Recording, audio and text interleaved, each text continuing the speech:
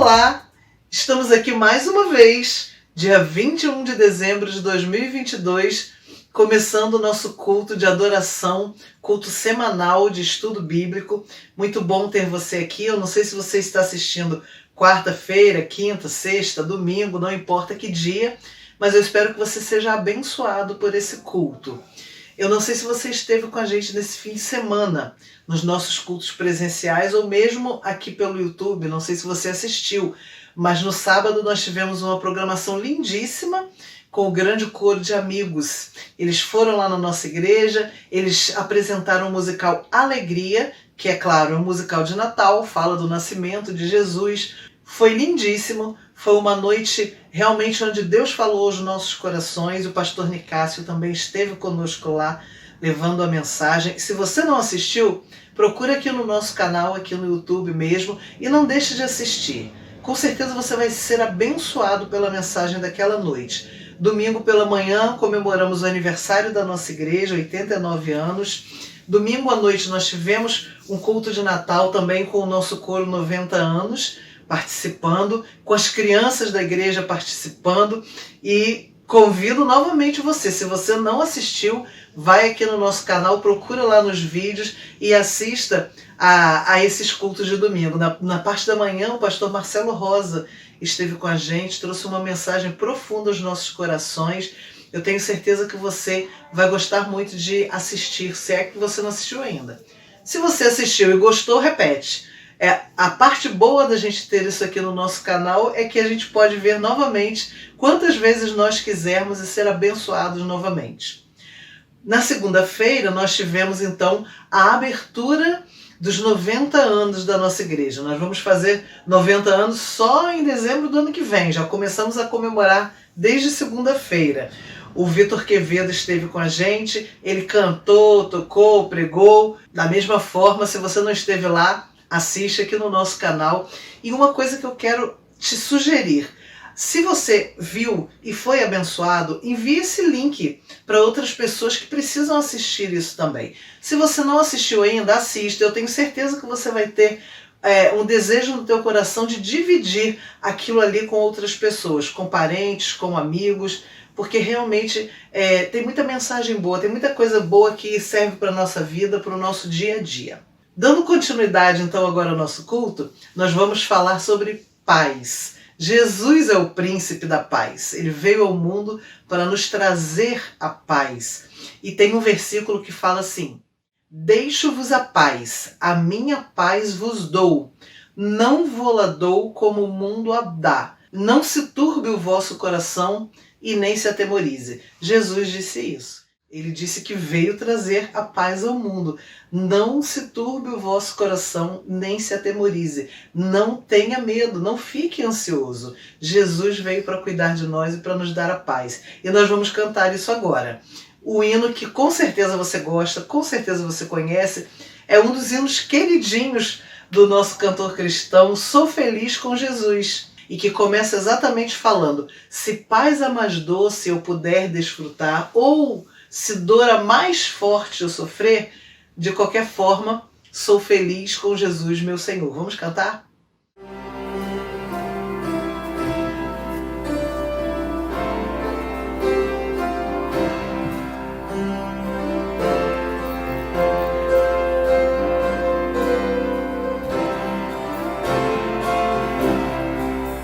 Segura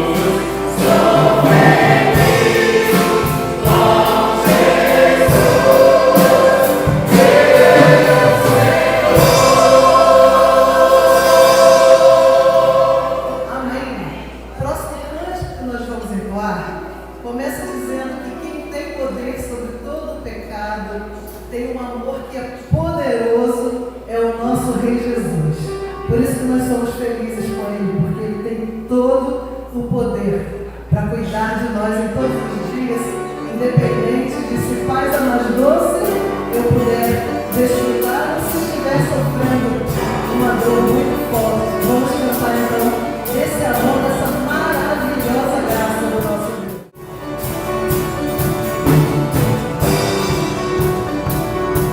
Vamos lá. Quem tem poder sobre o pecado, o seu amor é poderoso, o Rei da glória, o poderoso Rei. A terra dele, com sua voz, que nos deixa maravilhados, o Rei da glória, o poderoso Rei. Maravilhosa graça, eu amo que não falha, como meu lugar, levou a minha cruz, o sangue de salvou, na dívida pagou.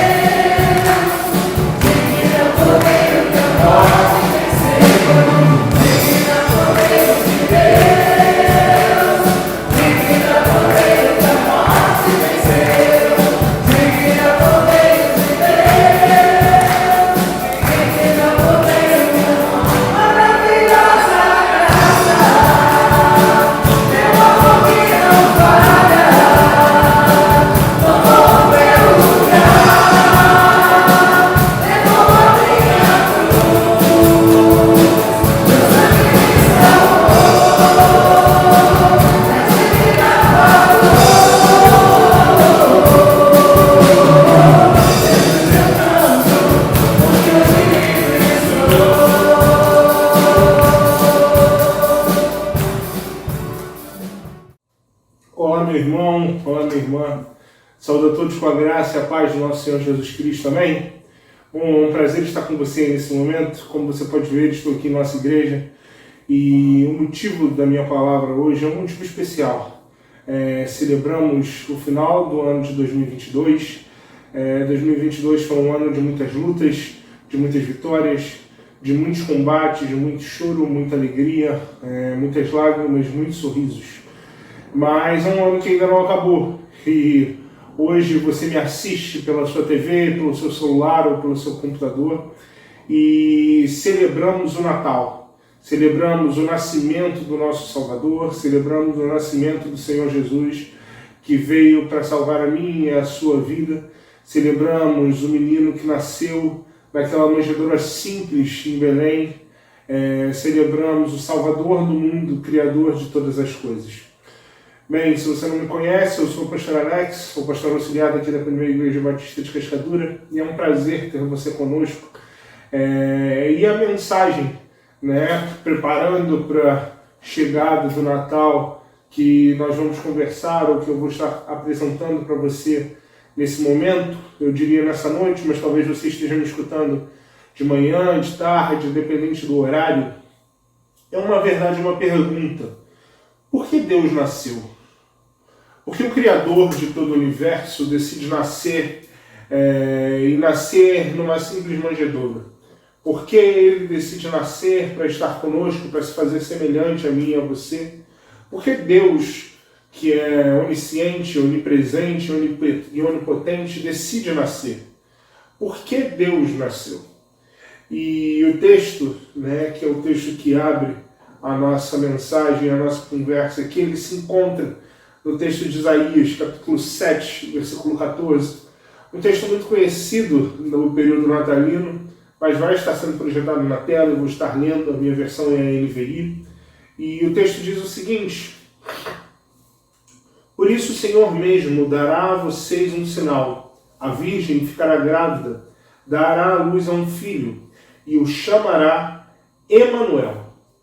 É interessante pensarmos no texto de Isaías em primeiro momento, porque quando nós nos perguntamos por que Deus nasceu e por que Deus se utiliza desse plano, eu acho muito interessante quando nós nos surpreendemos com a ação de Deus, mas Deus já havia revelado tudo aquilo que ele tinha que fazer.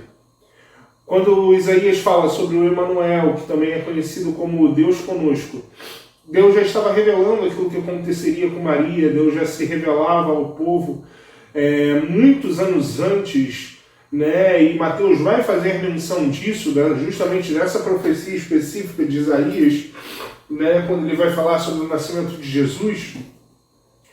Só que é interessante que os planos de Deus já estavam escritos, os planos de Deus já estavam presentes na realidade, já tinham sido apresentados ao povo. E a minha pergunta se mantém, mas por que Deus nasceu? Por que Ele escolhe, ou gera, ou faz a necessidade, se faz necessário o seu nascimento, para estar no meio de nós? Nós sabemos, e já falamos sobre isso outras vezes, sobre o pecado, e sobre como o pecado corrompeu o coração do homem, e como esse pecado que transformou a natureza da criatura de Deus, que transformou a essência da criatura de Deus, não só nos corrompe, mas também nos deforma. E é interessante porque quando pensamos na ação de Deus e na decisão e no plano de Deus para salvar as nossas vidas, para transformar as nossas vidas, Ele decide se tornar como eu e você. Ele decide fazer algo que excede o entendimento de todos os povos e excede o entendimento de todas as culturas da época e possivelmente das nossas culturas até hoje, dentro da ação de Deus, um Deus que é soberano e decide se tornar como eu e você. Eu gosto muito, e já citei outras vezes, e acaba sendo praticamente uma frase mais natalina, mas uma frase que pode ser usada em diversos momentos. É uma frase de Leonardo Boff que diz que todo menino quer ser homem, todo homem quer ser rei, todo rei quer ser Deus, mas somente Deus quis ser menino. Nós só conseguimos ver na ação de Deus, só nós conseguimos ver nessa situação e nesse caminhar de Deus em nossa direção, essa afeição, ou na verdade esse rebaixamento, vou usar essa expressão aqui, da figura de quem era para se tornar como eu e você. Somente Deus decidiu ser como eu e você para salvar a minha e a sua vida. Mas só que a frase do Leonardo Boff, ela não responde exatamente a minha pergunta de por que Deus nasceu. Por que Jesus decide nascer homem como eu e você? E talvez quem melhor responda essa pergunta, né, seja o autor de Hebreus. E aí é o segundo texto que nós vamos estar lendo, e é um texto também conhecido, um texto que eu acho que fala muito ao nosso coração, e é sim o texto principal da nossa mensagem, entendendo um dos motivos, ou o grande motivo do nascimento de Deus, ele vai se encontrar lá em Hebreus 4, capítulo 4, do verso 14 até o verso 16, que eu vou estar fazendo a leitura. Como eu disse antes, a minha versão é NVI, não precisa se incomodar, vai estar sendo projetado na tela, e o texto vai dizer o seguinte: portanto, visto que temos um grande sumo sacerdote que adentrou os céus, Jesus, o Filho de Deus, apeguemo-nos com toda a firmeza à fé que professamos, pois não temos um sumo sacerdote que não possa compadecer-se das nossas fraquezas, mas sim alguém que, como nós, passou por todo tipo de tentação, porém sem pecado. Assim, aproximemo-nos do trono da graça com toda a confiança, a fim de recebermos misericórdia e encontrarmos graça que nos ajude no momento de necessidade. Deus nasceu porque assim eu e você recebemos um grande sumo sacerdote. Quando nós falamos da função do sacerdote, a função sacerdotal, nós vemos os textos sagrados fazendo referência direta, ou na verdade isso vai se originar, isso vai se iniciar lá no Êxodo, né? Logo após o Êxodo, quando Deus começa a determinar com Moisés as funções do povo e começa a separar o povo nas suas 12 tribos, e entre essas 12 tribos ele escolhe especificamente a tribo de Levi para ser a tribo que serviria a Deus, que serviria a Ele mesmo e serviria ao povo nas funções do templo, nas funções sacerdotais. O sacerdote é aquele que conseguia, ou na verdade é aquele que prestava culto a Deus e que ajudava o povo a prestar esse culto a Deus. E entre todas as funções dos sacerdotes, entre todos, e são muitas, né, as funções sacerdotais, não só o cuidado para com o templo, mas também o cuidado para com o culto ao Senhor era a sua principal função. E entre os sacerdotes existia a sua figura máxima, o sumo sacerdote. Como os irmãos sabem, já foram dito em diversos momentos oportunos, em outras pregações que eu trouxe para os irmãos, pastor Marcos da mesma forma, em outras aulas que nós temos, o sumo sacerdote ele era nada mais, nada menos que o líder do corpo sacerdotal. Ele era o líder de todos aqueles que estavam ali servindo no templo, e ele era o escolhido para estar na presença de Deus, para levar ou para tentar proporcionar o perdão dos nossos pecados, ou o perdão dos pecados do povo. O sumo sacerdote era o único que tinha autorização para adentrar no Santo dos Santos. O Santo dos Santos era o lugar mais sagrado do templo, naquele momento específico. É o local mais sagrado do templo, era o local onde se encontrava a Arca da Aliança. A Arca da Aliança é essa que os irmãos sabem que representava a presença de Deus. Essa arca foi a mesma usada para abrir o Jordão com Josué. Essa arca é a mesma que é roubada quando os filhos de Eli a levam, é a mesma que é trazida de volta pelo rei Davi. A Arca da Aliança é aquela que representava a presença de Deus no meio do povo. Essa arca, como os irmãos sabem, ela era realizada e ela era confeccionada totalmente de ouro, e existia duas figuras possíveis representações de querubins em cima dela. Essa arca já foi retratada em alguns filmes de Hollywood, né? Principalmente filmes de ação como os filmes do Indiana Jones. E essa arca especificamente era a representação da presença de Deus. Aonde essa arca estava a presença de Deus. E o único que tinha autorização essa dada pela sua função, autorização essa dada em alguns momentos, e eu digo isso especificamente por conta de um ponto que nós vamos chegar, por Deus, de estar na presença dele. Por que eu digo autorização em alguns momentos dadas por Deus?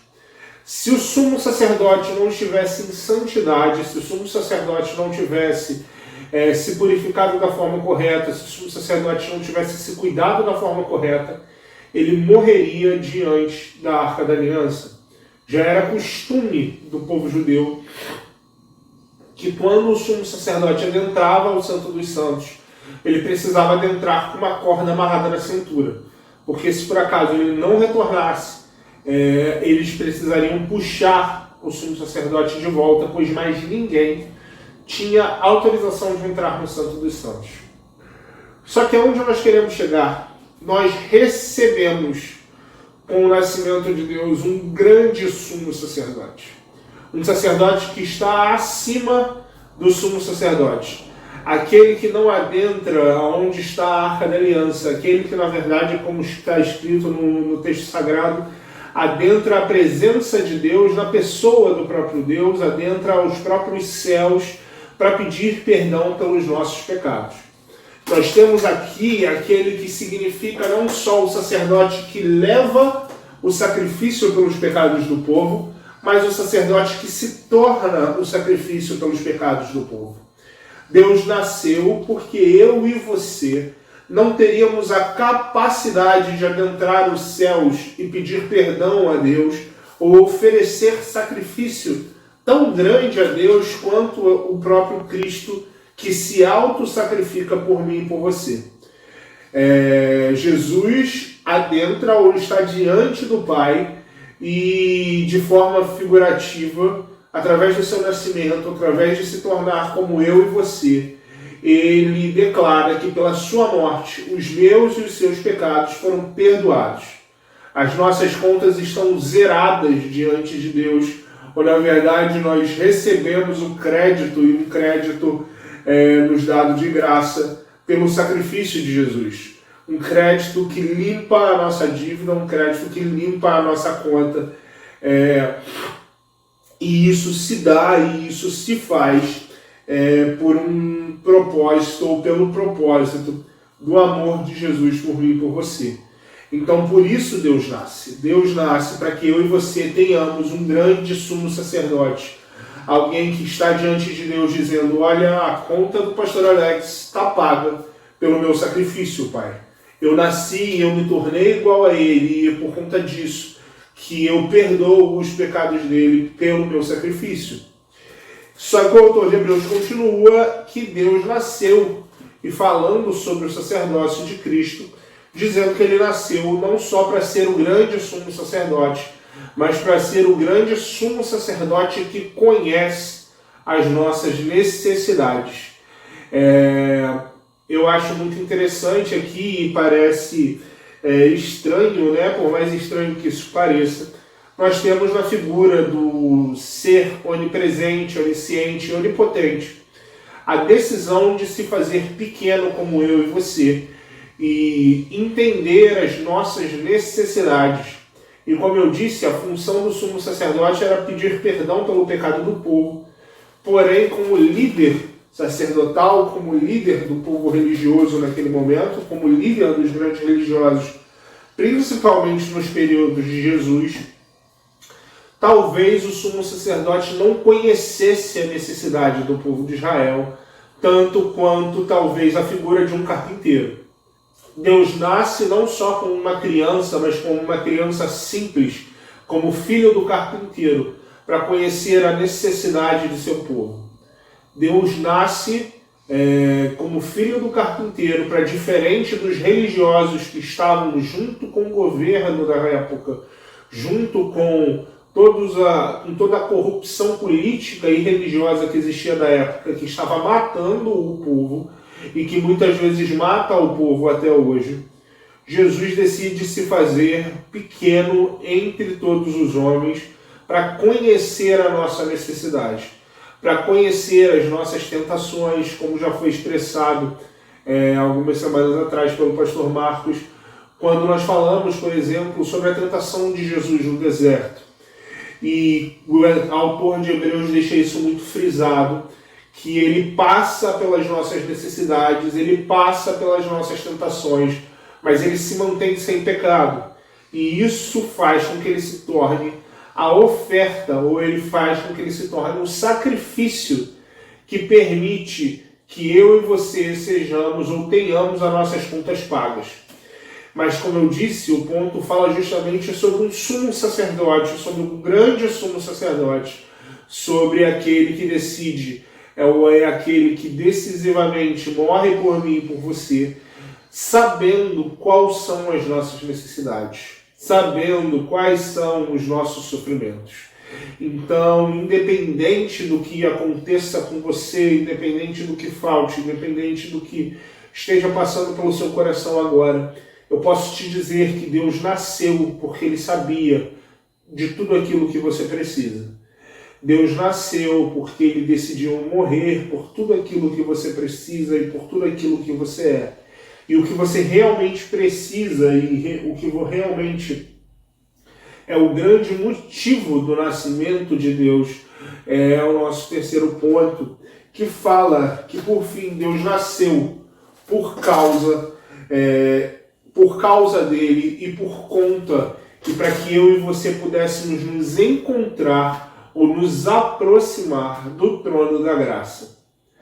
Graça essa que excede todo entendimento, e é muito interessante quando nós pensamos na ação de Deus, porque Deus toma uma decisão inexplicável a qualquer um, que é nascer, a se fazer semelhante a mim e a você, para derramar sobre mim e você uma graça e um amor que também ninguém consegue entender.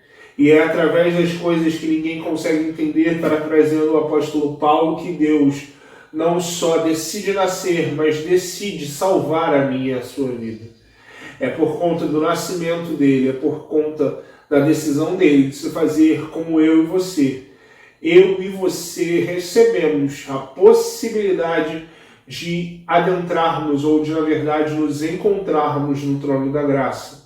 Graça que é favor imerecido, graça que não é barata, graça que custou um alto preço, mas graça que nos concedeu um grande presente. E esse é o presente que nós celebramos nesse Natal, porque Deus nasceu e Deus está conosco. O Emanuel está entre nós e isso é motivo de celebração. E é por isso que Deus nasceu. Que o Senhor nos abençoe. Então, estamos encerrando agora o nosso culto. Espero que você tenha sido muito abençoado por tudo que você ouviu e cantou aqui com a gente. Quero deixar agora um lembrete para o pessoal da igreja, um convite a você que é nosso visitante.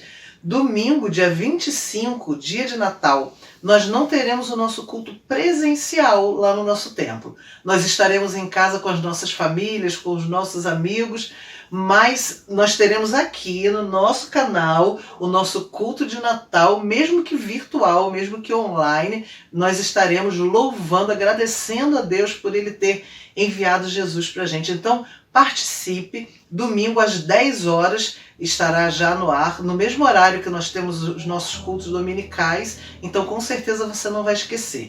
Participe. Realmente tem uma programação muito linda, preparada com carinho para você, para todos nós, naquela manhã do dia 25, dia de Natal. Então, até lá, aproveite, um bom restante de semana para você. Fique com Deus.